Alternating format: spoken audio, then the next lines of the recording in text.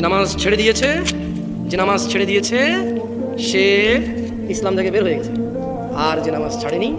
শত অন্যায় অবিচার পাপ থাকবে, আল্লাহর সাথে তার সাথে ক্ষমা চাইবে, আল্লাহ মাফ করবে, আর করবে না, প্রতিশ্রুতি দেবে, আবার মানুষ হিসেবে দুর্বল হয়ে যাবে, আবার আল্লাহর কাছে মাফ চাইবে, লজ্জা পাবে না, আল্লাহ আবার মাফ করবে। এরপর এক পর্যায়ে আল্লাহ ঘোষণা দিয়েছে ইল্লা মান তাব, অথবা যে ব্যক্তি তার সমস্ত গুনাহ থেকে ফিরে আসে, ওয়া আমানা, আল্লাহর প্রতি ঈমান আনে, ওয়া আমিলা আমালান সালিহা, তার গুনাহ যত কিছুই হোক সে যদি ফিরে আসে, ঈমান আনে, মাপ চায়, ভালো কাজ করে, ফাউলাইকা ইউবাদদিলুল্লাহ সাইয়্যাতিহিম হাসানাত। এই যে লোকটা বললো জেনা করবে না, আবার করছে, চেষ্টা করছে না করা হয়ে গেছে, নেশা করবে না আবার করছে, সর্বোচ্চ চেষ্টা করেছে না করার কিন্তু হয়ে গেছে। এই যে লোকটা নামাজ মিস করে ফেলেছে, চেষ্টা করেছে সর্বোচ্চ পড়ার, হঠাৎ দেখে মিস হয়ে গেছে, তো আল্লাহ কোরআনুল কারীমে সূরা ফুরকানে বলছে